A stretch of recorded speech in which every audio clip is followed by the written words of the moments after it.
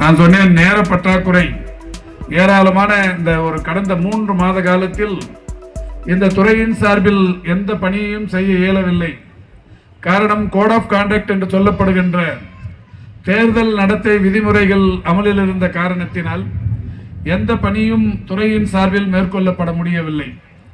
மற்ற துறைகள் என்பது வேறு. ஆனால் மருத்துவத்துறையை பொறுத்தவரை ஒரு நாள் விடுமுறை கூட தாங்காது.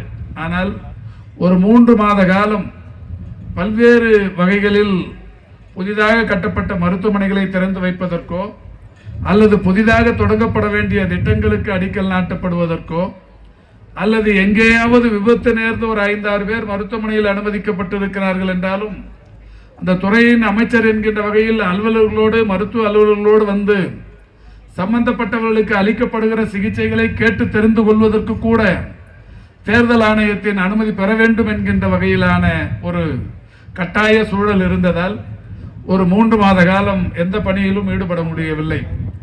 எனவேதான் நேற்றைக்கு முன்தினம் மாலை இரவு இந்த தேர்தல் நடத்தை விதிமுறைகள் என்பது அமலில் இருந்து விலக்களிக்கப்பட்டிருக்கிறது.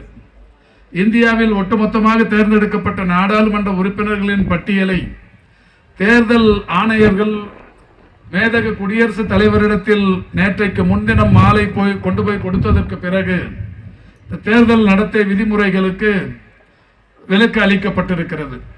அதற்கு பிறகுதான் இந்த துறையில் இப்பொழுது எங்களை போன்றவர்கள் இது போன்ற பணிகளுக்கு வருவதற்கு வாய்ப்பு கிடைத்திருக்கிறது. நேற்றைக்கு முன்தினம் இரவு இந்த விலக்கு அளிக்கப்பட்டவுடன் நேற்றைக்கு சென்னையில் மிக பிரம்மாண்டமான நிகழ்ச்சி ஒன்று நடத்தப்பட்டது. வருகை தந்திருக்கின்ற மருத்துவ மாணவர்களுக்கு நிச்சயம் அது தெரிந்திருக்கும். மருத்துவத்துறை வரலாற்றில் தமிழகத்தில் ஒரு புதிய மைல் ஸ்டோனாக நேற்றைக்கு ஒரு புதிய திட்டம் ஒன்று தொடங்கி வைக்கப்பட்டிருக்கிறது. நம்முடைய கல்லூரியின் முதல்வர் மரியாதைக்குரிய மருத்துவர் நிர்மலா அவர்கள் இங்கே எடுத்து சொன்னதைப் போல இந்த அரசு அமைந்ததற்கு பிறகு கடந்த 3 ஆண்டுகளில் மக்களை தேடி மருத்துவம், எண்ணுயிர் காப்போம் நம்மை காக்கும் 48, இதயம் காப்போம், சிறுநீரக பாதுகாப்பு திட்டம், கலைஞரின் வருமுன் காப்போம், மக்களை தேடி மருத்துவ ஆய்வக திட்டம், தொழிலாளர்களை தேடி மருத்துவ திட்டம் என்று பல்வேறு வகைகளிலான திட்டங்கள் இன்றைக்கு தமிழ்நாட்டில் செயல்படுத்தப்பட்டுக் கொண்டிருக்கிறது. தமிழ்நாட்டில் செயல்படுத்தப்பட்டுக் கொண்டிருக்கிற இத்தகைய திட்டங்கள் இந்தியாவில் மட்டுமல்ல, உலகில் வேறு எந்த நாட்டிலும் இது போன்ற திட்டங்கள் மக்களை தேடி சென்று முழுமையான மருத்துவம் என்பது இதுவரை இல்லாத ஒன்று. தமிழ்நாட்டில்தான் 2021 ஆகஸ்ட் திங்கள் 5ஆம் தேதி கிருஷ்ணகிரி மாவட்டம் சாமணப்பள்ளியில் தொடங்கப்பட்ட திட்டம் மக்களை தேடி மருத்துவம் என்கின்ற திட்டம். அந்த திட்டத்தை மாண்புமிகு தமிழ்நாட்டின் முதலமைச்சர் அவர்கள் கிருஷ்ணகிரிக்கு வருகை தந்து தொடங்கி வைத்தார்கள். திட்டத்தை தொடங்கி வைக்கிற போது முதல்வர் சொன்னது, முதல் பயனாளிக்கு இன்றைக்கு மருந்து பெட்டகத்தை தருகிறோம், இது விரைவில் 1 கோடி பயனாளர்களை அடைகிற வகையில் இந்த திட்டம் பயனுக்கு வர வேண்டும் என்று அன்றைக்கு சொன்னார்கள். அந்த வகையில் மாண்புமிகு தமிழ்நாட்டின் முதலமைச்சர் அவர்களால் 2021 ஆகஸ்ட் திங்கள் 5ஆம் தேதி தொடங்கப்பட்ட இந்த மக்களை தேடி மருத்துவம் என்கின்ற திட்டம் வீடுகள் தோறும் தேடி மக்களை தேடி சென்று அவர்கள் யாருக்கெல்லாம் டயபெட்டிக் இருக்கிறது, ஹைப்பர் டென்ஷன் இருக்கிறது, diabetic, hyper tension, palliative care, physiotherapy, dialysis போன்ற பல்வேறு வகையான மருத்துவ உதவிகளை செய்வதற்குரிய அந்த திட்டம் அன்றைக்கு தொடங்கப்பட்டது. முதல் பயனாளிக்கு மாண்புமிகு முதல்வர் அவர்கள் மருத்துவ பெட்டகத்தை அன்றைக்கு தந்தார்கள். 50 லட்சமாவது பயனாளி சித்தலப்பாக்கத்தில் இருந்த ஒரு வயது முதிர்ந்த சகோதரிக்கு முதல்வர் அவர்களே நேரடியாக வந்து மருத்துவ பெட்டகத்தை தந்தார்கள். 60 லட்சமாவது பயனாளிக்கு மதுரை மாவட்டத்தில் இருக்கிற மையிட்டான்பட்டி என்கின்ற கிராமத்திற்கு நான் சென்று 60 லட்சமாவது பயனாளிக்கு அந்த மருந்து பெட்டகத்தை தந்தேன். 75 லட்சமாவது பயனாளி நாமக்கல் மாவட்டத்தில் இருக்கிற போதை மலை என்கின்ற மலையில் ஒரு 7 கிலோமீட்டர் மலைக்கு மலையில் ஏறி சென்று நல்லம்மாள் என்கின்ற ஒரு பழங்குடியின பெண்ணுக்கு 75 லட்சமாவது பயனாளிக்கான மருந்து பெட்டகம் தரப்பட்டது. 80 லட்சமாவது பயனாளி கோதாமேடு என்கின்ற பகுதியில் ஒரு இஸ்லாமிய சகோதரிக்கு தரப்பட்டது. 90 லட்சமாவது பயனாளி விருகம்பாக்கம் சட்டமன்ற தொகுதியில் இருக்கிற ஒருவருக்கு தரப்பட்டது. 1 கோடியே 1வது பயனாளி மாண்புமிகு தமிழ்நாட்டின் முதலமைச்சர் அவர்களால் திருச்சியில் இருக்கிற சன்னாசிப்பட்டி என்கின்ற பகுதியில் 1 கோடியே 1வது பயனாளிக்கும் தரப்பட்டது. நான் இதன் மூலம் மருத்துவ மாணவர்களாகிய உங்களுக்கு தெரிவித்துக் கொள்ள விரும்புவது, ஒரு திட்டத்தை அரசு தொடங்கினால், மாண்புமிகு முதல்வர் போன்ற உயர் பொறுப்புகள் இருப்பவர்கள் தொடங்கி வைத்தால், தொடங்குகிற அன்றைக்கே அந்த திட்டத்தின் பணி முடிந்ததாக கருதப்படும். ஆனால் நம்முடைய முதல்வர் அவர்களை பொறுத்தவரை முதல் பயனாளிக்கும் பெட்டகத்தை தந்தார், 50 லட்சமாவது பயனாளிக்கும் மருந்து பெட்டகத்தை தந்தார், 1 கோடியே ஓராவது பயனாளிக்கும் மருந்து பெட்டகத்தை தந்தார். அந்த அளவுக்கு இன்றைக்கு தமிழ்நாட்டில் 1,74,00,000 பேர் இதுவரை அந்த திட்டத்தின் மூலம் பயன்பெற்றிருக்கிறார்கள் என்பதை மகிழ்ச்சியோடு தெரிவித்துக் கொள்ள கடமைப்பட்டிருக்கின்றேன். அதே போல்தான் இன்னொரு மிக சிறந்த திட்டம், இன்னுயிர் காப்போம் நம்மை காக்கும் 48 என்கின்ற திட்டம். 2021 டிசம்பர் திங்கள் 18ஆம் தேதி மேல்மருவத்தூர் மருத்துவக் கல்லூரி மருத்துவமனையில் அந்த திட்டத்தை மாண்புமிகு தமிழ்நாட்டின் முதலமைச்சர் தொடங்கி வைத்தார்.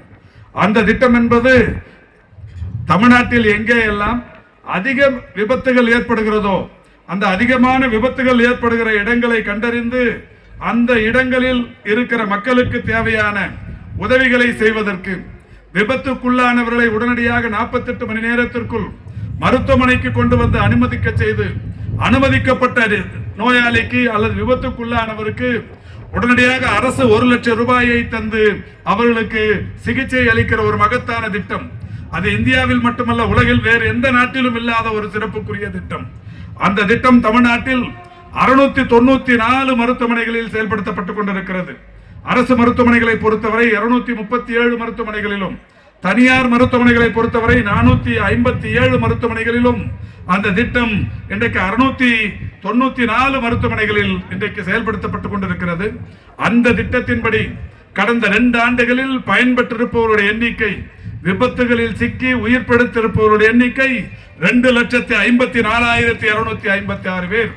இந்த 2,54,256 பேர் கடந்த 2 ஆண்டுகளில் தமிழகத்தின் பல்வேறு இடங்களில் விபத்துக்குள்ளாகி அரசு மற்றும் தனியார் மருத்துவமனைகளில் அனுமதிக்கப்பட்டு அரசின் சார்பில் உடனடியாக 1 லட்சம் ரூபாய் அவர்களுக்கு சிகிச்சைக்கு உதவி செய்து இன்றைக்கு அவர்களுடைய உயிர்கள் பாதுகாக்கப்பட்டிருக்கிறது. அதற்காக இந்த அரசு இதுவரை செலவிட்டிருக்கிற தொகை 221 கோடியே 11 லட்சம் ரூபாய். அந்த வகையில் அந்த திட்டம் இன்றைக்கு தமிழ்நாட்டில் ஒரு மிக சிறந்த திட்டமாக இன்றைக்கு இருந்து கொண்டிருக்கிறது. நான் எல்லா திட்டங்களையும் விரிவாக பேச விரும்பவில்லை. நீங்கள் நீண்ட நேரமாக காத்திருக்கிறீர்கள். விரைந்து பல்வேறு நிகழ்ச்சிகள் தொடர்ந்து நடைபெறவும் இருக்கிறது. இது முடித்து நான் ஈரோடுக்கு செல்ல வேண்டும். ஈரோட்டில் ஒரு நிகழ்ச்சி முடித்து இரவு பொள்ளாச்சிக்கு சென்று அங்கு இரவோடு இரவாக தங்கி நாளை காலை பொள்ளாச்சி மருத்துவமனையில் பேவார்டு என்று சொல்லக்கூடிய கட்டண படுக்கை அறையை ஒன்றை திறந்து வைக்க வேண்டும். கட்டண படுக்கை அறை என்பது குறித்தும் நம்முடைய மருத்துவக் கல்லூரி மாணவர்களுக்கு தெரியும். பெரிய அரசு மருத்துவமனைகளில் நடுத்தர மக்கள் குறைந்த வாடகைக்குரிய கட்டடங்களை அவர்கள் அந்த அறைகளை தேர்ந்தெடுத்து அங்கே சிகிச்சை பெறுவதற்கு விரும்புவார்கள். இதற்கு முன்னால் ராஜீவ்காந்தி அரசு மருத்துவமனையில் மட்டுமே சென்னையில் அந்த வசதி இருந்தது. இந்த அரசு பொறுப்பேற்றதற்கு பிறகு ராஜீவ்காந்தி அரசு பொது மருத்துவமனை, மதுரை ராஜாஜி அரசு பொது மருத்துவமனை, கோவை மருத்துவக் கல்லூரி மருத்துவமனை, அதே போல் நம்முடைய சேலம் மருத்துவக் கல்லூரி மருத்துவமனை என்று இன்றைக்கு 7-8 இடங்களில் அந்த பேவார்ட்ஸ் திட்டம் என்பது தொடங்கப்பட்டிருக்கிறது. நாளை முதன்முறையாக கோவை மாவட்டத்தில் ஒரு மாவட்ட அரசு தலைமை மருத்துவமனையிலும் அந்த பேவார்டு திறக்கிற பணி நாளை பொள்ளாச்சியில் நடைபெறவிருக்கிறது. இந்த கோவைக்குத்தான் அந்த சிறப்பும் கிடைத்திருக்கிறது. இது மட்டுமல்ல, கோவைக்கு இன்னும் ஒரு சிறப்பு. கடந்த ஆண்டு ஜூன் திங்கள் 27ஆம் தேதி நானும் நம்முடைய இங்கே வீட்டிருக்கிற முன்னணி செயல் வீரர்களும் கோவையில் ஒரு திட்டத்தை தொடங்கி வைத்தோம். நான் இப்போது ஏற்கனவே சொன்ன 2 திட்டங்களை பொறுத்தவரை இன்றைக்கு நீங்கள் மனதில் அந்த திட்டங்கள் எங்கெங்கே தொடங்கப்பட்டது என்பதை பதிய வைத்துக் கொண்டிருப்பீர்கள். மக்களை தேடி மருத்துவம் என்றால் கிருஷ்ணகிரி மாவட்டம் சாமனப்பள்ளி, இன்னுயிர் காப்போம் நம்மை காக்கும் 48 என்றால் காஞ்சிபுரம் மாவட்டம் மேல்மருவத்தூர், அதேபோல் இதயம் காப்போம் என்கின்ற ஒரு திட்டம். இந்த இதயம் காப்போம் என்கின்ற ஒரு திட்டம் முதலில் தொடங்கப்பட்டது கடந்த ஆண்டு ஜூன் திங்கள் 27ஆம் தேதி மதுக்கரை ஒன்றியம் மலுமிச்சம்பட்டி என்கின்ற இந்த கோவை மாவட்டத்தில் மலுமிச்சம்பட்டியில் தொடங்கப்பட்ட அந்த திட்டம் என்பது இன்றைக்கு உலகில் இளம் வயதினருக்கே மாரடைப்பு நோய்கள் வந்து கொண்டிருக்கிறது. இதய நோய்கள் என்பது இளம் வயதினருக்கே வந்து கொண்டிருக்கிற நிலையில் உலகம் முழுவதும் WHO இருந்தாலும் இன்றைக்கு ஒன்றிய மருத்துவத்துறை நிர்வாகமாக இருந்தாலும் அதற்கான ஆராய்ச்சிகள் ஏராளமாக செய்து கொண்டிருக்கிறார்கள். எதற்காக இந்த மாரடைப்பு நோய்கள் அதிகரித்துக் கொண்டிருக்கிறது, இளம் வயதினரையும் பாதிக்கக்கூடிய இந்த மாரடைப்பு நோய்களுக்கு என்ன காரணம் என்று இன்றைக்கு எல்லோருமே ஆராய்ந்து கொண்டிருக்கிற நிலை. ஆனால் நம்முடைய மாண்புமிகு தமிழ்நாட்டின் முதலமைச்சர்கள் குக்கிராமங்களிலும் மலை கிராமங்களிலும் இருக்கிற மக்களுக்கு மாரடைப்புக்கான அந்த அறிகுறிகள் தென்பட்டால் முன்னால் எல்லாம் கோவை அரசு மருத்துவக் கல்லூரிக்கு வர வேண்டும், இஎஸ்ஐ மருத்துவக் கல்லூரி மருத்துவமனைக்கு வர வேண்டும், மாவட்ட அரசு தலைமை மருத்துவமனைகளுக்கு செல்ல வேண்டும், வட்டார அரசு மருத்துவமனைகளுக்கு செல்ல வேண்டும். ஆனால் அவர்கள் வீடுகளின் பக்கத்திலே இருப்பது துணை சுகாதார நிலையங்களும் ஆரம்ப சுகாதார நிலையங்களும் தான். துணை சுகாதார நிலையங்களை பொறுத்தவரை 8713 தமிழ்நாட்டில் இருக்கிறது. ஆரம்ப சுகாதார நிலையங்களை பொறுத்தவரை 2286 இருக்கிறது. ஆக இந்த 10,999 மருத்துவமனைகளில் மாரடைப்புக்கான அந்த சிகிச்சை பெறுவதற்கு வாய்ப்பில்லை. காரணம், அந்த மருத்துவமனைகளில் அதை பார்க்க முடியாது. எனவே மாண்புமிகு தமிழ்நாட்டின் முதலமைச்சருடைய வழிகாட்டுதலோடு 2023 ஜூன் திங்கள் 27ஆம் தேதி மலுமிச்சம்பட்டியில் ஒரு திட்டம் தொடங்கப்பட்டது, இதயம் காப்போம் என்கின்ற ஒரு திட்டம். அந்த திட்டத்தின்படி நான் ஏற்கனவே சொன்ன துணை சுகாதார நிலையங்களிலும் ஆரம்ப சுகாதார நிலையங்களிலும் ஒட்டுமொத்தமாக 10,999 மருத்துவ மையங்களில் இன்றைக்கு இதயம் காக்கும் மருந்துகளான ஆஸ்பிரின், குளோபிடோக்ரல், அட்ரோவாஸ்டாட்டின் என்கின்ற 3 வகை மருந்துகள் 14 மாத்திரைகளை ஒரே நேரத்தில் தந்து அந்த மாரடைப்புக்கான அறிகுறிகளோடு வருபவர்களுக்கு உடனடியாக கோல்டன் அவர்ஸ் என்று சொல்லக்கூடிய வகையில் அவர்களுடைய உயிரை காப்பாற்றும் முயற்சி அங்கே தொடங்கி வைக்கப்பட்டது. மகிழ்ச்சியோடு இந்த நிகழ்ச்சியில் புதிதாக மருத்துவர்களாக பதவியேற்க இருக்கிற உங்களுக்கு தெரிவித்துக் கொள்வது, தமிழ்நாட்டில் தொடங்கப்பட்ட அந்த திட்டத்தின் மூலம் துணை சுகாதார நிலையங்களில் மட்டும் கடந்த ஓராண்டில், இன்னும் ஓராண்டு கூட முடியவில்லை, 27ஆம் தேதி வந்தால் ஓராண்டு, இந்த ஓராண்டில் எத்தனை மருத்துவமனைகளில் இந்த மாரடைப்புக்கான நோய் அறிகுறிகளோடு வந்தவர்களுக்கு இந்த லோடிங் டோசஸ் என்று சொல்லக்கூடிய இந்த 3 வகையான மருந்துகள் தரப்பட்டு அவர்களுடைய உயிர்கள் பாதுகாக்கப்பட்டிருக்கிறது என்றால், துணை சுகாதார நிலையங்களில் 509 பேர், ஆரம்ப சுகாதார நிலையங்களில் 7,902 பேர், ஒட்டுமொத்தமாக 8,411 பேர் தமிழகத்தில் இந்த மாரடைப்பு நோய்களில் இருந்து அவருடைய உயிர்கள் காப்பாற்றப்பட்டிருக்கிறது. நான் ஒவ்வொரு மாவட்டத்திற்கும் ஆய்வுக்கு செல்லுகிற போதெல்லாம் சர்ப்ரைஸ் விசிட் என்கின்ற வகையில் பல்வேறு மருத்துவமனைகளுக்கு சென்று ஆய்வு செய்து வருகிறேன். அப்படி ஆய்வு செய்ய போகிற போது ஆரம்ப சுகாதார நிலையங்களிலும் துணை சுகாதார நிலையங்களிலும் நான் முதலில் கேட்பது, மாரடைப்புக்கான இந்த லோடிங் டோசஸ் எத்தனை பாக்கெட் வைத்திருக்கிறீர்கள், எத்தனை பேருக்கு இதுவரை தந்திருக்கிறீர்கள், அதனால் பயன்பெற்றவர்களுடைய பட்டியல் எங்கே, அந்த பட்டியலை வாங்கி அவர்களுக்கு தொலைபேசியில் தொடர்பு கொண்டு அதனால் அவர்களுடைய பயனை நானே நேரடியாக கேட்டறிந்து வருகிறேன். அதோடு மட்டுமல்ல, இதுவரை இந்த துறையில் ஆரம்ப சுகாதார நிலையங்களில் பாம்பு கடிக்கும் நாய் கடிக்கும் மருந்தில்லை. பாம்புகளும் நாய்களும் நகர பகுதிகளில் மட்டும் இருப்பதில்லை, கிராமங்களிலும் மலைப்பகுதிகளிலும் தான் அதிகமாக மக்களை பாதிக்கும். இதுவரை தமிழக மருத்துவத்துறை வரலாற்றில் இந்த PHC என்று சொல்லக்கூடிய ஆரம்ப சுகாதார நிலையங்களில் பாம்பு கடிக்கும் நாய் கடிக்கும் மருந்து இல்லாமல் இருந்தது. கடந்த 1.5 ஆண்டுக்கு முன்னால் ASV என்று சொல்லக்கூடிய பாம்பு கடி மருந்தும் ARV என்று சொல்லக்கூடிய நாய்க்கடி மருந்தும் இன்றைக்கு 2286 ஆரம்ப சுகாதார நிலையங்களில் வைக்கப்பட்டு இன்றைக்கு கிராமப்புற மாணவர்களுக்கு பாம்பு கடித்தால் நாய் கடித்தால் உடனடியாக அரசு சிகிச்சை என்கின்ற வகையில் அதுவும் இன்றைக்கு நடைமுறையில் இருந்து கொண்டிருக்கிறது. இப்படி பல்வேறு திட்டங்கள், இந்த திட்டங்களுக்கெல்லாம் ஒரு மிக சிறப்பான முத்தாய்ப்பான திட்டம் நேற்றைக்கு ஒன்று தொடங்கப்பட்டிருக்கிறது. மாணவ மாணவியர்களுக்கும் மேடையில் வீட்டிருக்கிற பேராசிரியர் பெருமக்களுக்கும் எத்தனை பேர் அதை ஊடகங்களில் பார்த்தார்கள் என்று எனக்கு தெரியாது. நேற்றைக்கு தொடங்கி வைக்கப்பட்ட திட்டம் இந்தியாவில் முதன்முறையாக இலவசமாக செயற்கை கருத்தரித்தல் மையம் ஒன்று தமிழ்நாட்டில் தொடங்கி வைக்கப்பட்டிருக்கிறது. கருத்தரித்தல் மையம் இன்றைக்கு ஒரு பெரிய வியாபாரமாகிவிட்டது. தடுக்கி விழுந்தால் தனியார் செயற்கை கருத்தரித்தல் மையங்கள் இன்றைக்கு தமிழ்நாடு முழுவதிலும் மட்டுமல்ல இந்தியா முழுவதிலும் இருக்கிறது. யாருக்காவது குழந்தை பிறக்க வேண்டும் என்றால் கருவுறாத தாய்மார்களுக்கு குழந்தை பிறக்க 10 லட்சம் 15 லட்சம் செலவு செய்துதான் குழந்தைகளை பெற்றெடுத்துக் கொள்ள வேண்டிய அந்த சூழல் இருக்கிறது. வசதி படைத்தவர்களுக்கு இது சரி, ஏழை எளியவர்கள் தங்களுக்கு குழந்தை கருவுறும் தன்மை இல்லாத அந்த தாய்மார்களுக்கு குழந்தை பிறப்பது என்பது ஒரு எட்டா கனவு. எனவேதான் மாண்புமிகு தமிழ்நாட்டின் முதலமைச்சருடைய வழிகாட்டுதலோடு கடந்த ஆண்டு நிதிநிலை அறிக்கையில் அறிவித்தோம். சென்னையில் எழும்பூர் மருத்துவமனையிலும் கோவை நம்முடைய மதுரை ராஜாஜி மருத்துவமனையிலும் 2 இடங்களில் செயற்கை கருத்தறுத்தல் மையங்கள் விரைவில் தொடங்கப்படும். அது இலவசமாக ஏழை எளியவர்கள் பயன்பெறுகிற வகையில் அந்த திட்டத்தை நடைமுறைப்படுத்துவோம் என்று அறிவித்தோம். நீங்கள் கேட்கலாம், தமிழ்நாட்டில் மட்டும்தான் இந்த திட்டம் இருக்கிறதா, இந்தியாவில் வேறு மாநிலங்களில் இந்த திட்டம் இல்லையா என்று கேட்கலாம். இருக்கிறது. சண்டிகரில் இருக்கிறது, டெல்லியில் இருக்கிறது, உத்தரப்பிரதேசத்தில் இருக்கிறது. ஆனாலும் ஒவ்வொரு சுழற்சிக்கும் 2.5 லட்சம் ரூபாய் பணம் கட்ட வேண்டும். தனியாருக்கு போனாலும் அவ்வளவு செலவாகிறது, அரசு மருத்துவமனைக்கு போனாலும் அவ்வளவு செலவாகிறது. தனியார் மருத்துவமனைக்கு போனால் ஒரு குழந்தை பிறப்பதற்கு 10-15 லட்சம் செலவாகிறது. அரசு மருத்துவமனைக்கு போனால் 7.5-8 லட்சம் ரூபாய் செலவாகிறது. ஆனால் தமிழ்நாட்டில் தான் முதன்முறையாக 1 ரூபாய் கூட செலவில்லாமல் ஏழை தாய்மார்களுக்கு இன்றைக்கு அந்த செயற்கை கருத்தறுத்தலின் மூலம் குழந்தைகள் பெற்றெடுத்து தருகிற ஒரு அற்புதமான திட்டம் நேற்றைக்கு தொடங்கி வைக்கப்பட்டிருக்கிறது. இப்படி தமிழ்நாட்டில் ஏராளமான திட்டங்கள் தொடங்கப்பட்டுக் கொண்டிருக்கிறது.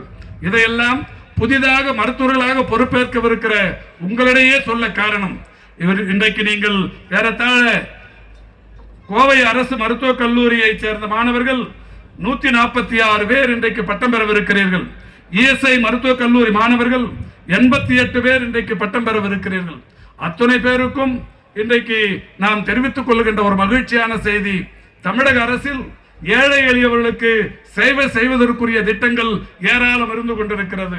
எனவே நீங்கள் அரசு பணியை விரும்புவீர்களேயானால் அரசு நிர்வாகங்களில் மருத்துவர்களாக பணியாற்றுவதற்கான ஒரு அற்புதமான வாய்ப்பு தமிழ்நாடு அரசு மருத்துவமனைகளில் இருக்கிறது. இதுவே 3 ஆண்டுகளுக்கு முன்னால் ஒரு மருத்துவக் கல்லூரி மாணவர், ஒரு மருத்துவர் தமிழக அரசு மருத்துவ பணியில் சேர வேண்டும் என்றால் யாரையோ பார்க்க வேண்டும், எதையோ செய்ய வேண்டும், அதற்கு பின்னால் தான் மருத்துவர்களாக சேர முடியும். ஆனால் கடந்த 3 ஆண்டுகளாக மருத்துவத்துறையின் எல்லா பணியிடங்களும் வெளிப்படை தன்மையோடு 1 ரூபாய் கூட செலவில்லாமல், ஒரு சிபாரிசு கூட இல்லாமல் இன்றைக்கு சேரும் நிலை உருவாகி இருக்கிறது. கடந்த 3 மாதங்களுக்கு முன்னால் 1021 மருத்துவர்கள் தமிழ்நாட்டில் இன்றைக்கு புதிதாக தேர்ந்தெடுக்கப்பட்டார்கள். இந்த 1021 மருத்துவர்களை பொறுத்தவரை தமிழ்நாட்டின் எங்கே எல்லாம் அதிகமான காலி பணியிடங்கள் இருக்கிறதோ ஒரு 20 மாவட்டங்களை தேர்ந்தெடுத்து அந்த 20 மாவட்டங்களுக்கு நீங்கள் அந்த பணிக்கு செல்வதற்கு ஒரு கவுன்சிலிங் கலந்தாய்வு நடத்தி அதன் மூலம் செல்லலாம் என்று அறிவித்து 1021 மருத்துவர்கள் 1 ரூபாய் கூட செலவில்லாமல் அவர்கள் விரும்புகிற இடங்களுக்கு இந்தியாவிலேயே முதன்முறையாக ஆரம்ப நிலையில் பணிக்கு வருகிற மருத்துவர்களை கூட கலந்தாய்வின் மூலம் அவர்கள் விரும்புகிற இடங்களுக்கு சென்றிருக்கிறார்கள். இருந்தாலும் இன்னமும் காலி பணியிடங்கள் தமிழகத்தின் மருத்துவமனைகளில் இருக்கிறது.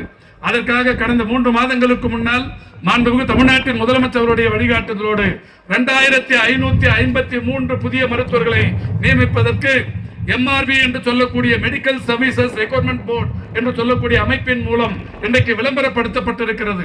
மாணவர்களுக்கான ஒரு நற்செய்தி இன்றைக்கு தெரிவித்துக் கொள்கின்றேன். இந்த 2553 புதிய மருத்துவர்களின் நியமனம் என்பது வெளிப்படையாக நடைபெறவிருக்கிறது. இதற்கு விண்ணப்பிப்பதற்கு கால அவகாசம் ஜூலை 15 வரை இருக்கிறது. இன்றைக்கு ஜூலை 7ஆம் தேதி இன்றைக்கு ஜூலை 7ஆம் தேதி 15ஆம் தேதி வரை உங்களுக்கு அந்த கதவுக்கு திறந்தே இருக்கிறது. புதிதாக நீங்கள் அரசு மருத்துவர்களாக ஆக விரும்பினால் இந்த 15ஆம் தேதிக்குள் நீங்கள் விண்ணப்பிக்கலாம். இப்போது பட்டம் பெற்ற நீங்கள் நேரடியாக போய் அந்த எம்ஆர்பியில் விண்ணப்பிக்க இயலாது. மெடிக்கல் நம்முடைய அந்த துறையில் நீங்கள் போய் முதலில் மருத்துவராக பதிவு செய்ய வேண்டும். ஒரே நாளில் நான் இங்கிருந்து உங்களுக்கு சொல்லுகிறேன், அந்த துறையை சேர்ந்த அந்த பதிவாளரிடத்தில் நான் இன்றைக்கே சொல்லுகிறேன், கோவை மருத்துவக் கல்லூரியாக இருந்தாலும் கோவை இஎஸ்ஐ மருத்துவக் கல்லூரியாக இருந்தாலும் அரசு பணியில் சேர்வதற்கு விரைந்து அவர்களை மருத்துவர்களாக பதிவு செய்கிற அந்த பணி டிலே இல்லாமல், கால தாமதம் இல்லாமல் விரைந்து செய்து தந்திட வேண்டும் என்று அவருக்கு நான் அறிவுறுத்துகிறேன். நீங்கள் யாராக இருந்தாலும் எந்த சிபாரிசும் தேவையில்லை. நாளையோ நாளை மறுநாளோ சென்னைக்கு போய் அந்த அலுவலகத்தில் அந்த நீங்கள் உடனடியாக பதிவு செய்து 15ஆம் தேதிக்குள் எம்ஆர்பியில் விண்ணப்பிக்க வேண்டும். விண்ணப்பித்த அனைவருக்குமே கிடைப்பது என்பது கடினம். காரணம், ஆயிரக்கணக்கானவர்கள் லட்சக்கணக்கானவர்கள் அதில் விண்ணப்பித்திருப்பார்கள். உங்களுடைய தகுதி திறமை, நீங்கள் அந்த தேர்வில் எந்த அளவுக்கு வெற்றி பெறுகிறீர்கள் என்பதை பொறுத்துத்தான். வெளிப்படையாக அந்த பணியிடங்கள் நிரப்பப்படவிருக்கிறது. எனவே உங்களுக்கு தொடக்கத்திலேயே அந்த வாய்ப்பு தமிழ்நாட்டில் கிடைத்திருக்கிறது என்பதற்காகத்தான் இந்த செய்தியை சொல்லுகிறேன். எனவே மருத்துவக் கல்லூரி மாணவர்களாகிய நீங்கள், குறிப்பாக கோவை மருத்துவ கல்லூரியில் பயின்ற உங்களுக்கு நிறைய அனுபவங்கள் இருக்கும்.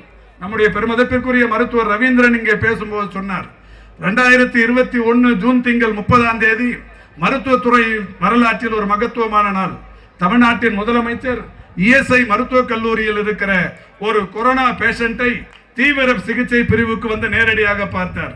அந்த கொரோனாவுக்கு என்று போடப்படுகிற அந்த உடை அங்கியை அணிந்து அந்த வார்டுக்கு நேரடியாக வந்து பார்த்தார். அந்த கொரோனா காலகட்டத்தில் ஒருவரை ஒருவர் பார்த்தாலே அந்த கொரோனா பாதிப்பு ஒட்டிக்கொள்ளும் என்கின்ற வகையிலான அச்சம், உயிர் போய் விடுமோ என்கின்ற மிகப்பெரிய அளவிலான பயம்.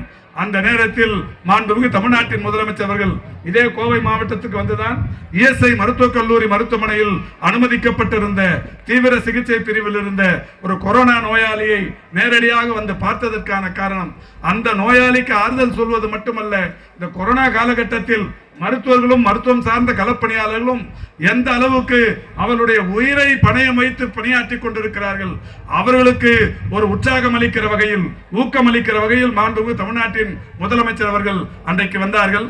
அந்த காலகட்டத்தில் பணியாற்றியவர்கள் நீங்கள். 2018ஆம் ஆண்டு படிக்க தொடங்கி இன்றைக்கு பட்டம் பெற்றிருக்கிறீர்கள். கொரோனா தீவிர உச்சத்தில் இருந்த போது நீங்கள் இங்கே படித்தும் இருக்கிறீர்கள், பணியாற்றும் இருக்கிறீர்கள். எனவே உங்களுக்கான இந்த அனுபவம் என்பது நிச்சயம் எதிர்காலத்தில் எத்தகைய பேரிடர் வந்தாலும் அதை சமாளிக்கும் திறன் இன்றைக்கு புதிதாக பட்டம் பெறவிருக்கிற உங்களுக்கு இருக்கும் என்கின்ற வகையில் உங்களை மனதார வாழ்த்தி வாய்ப்புக்கு நன்றி கூறி விடைபெறுகிறேன். நன்றி, வணக்கம்.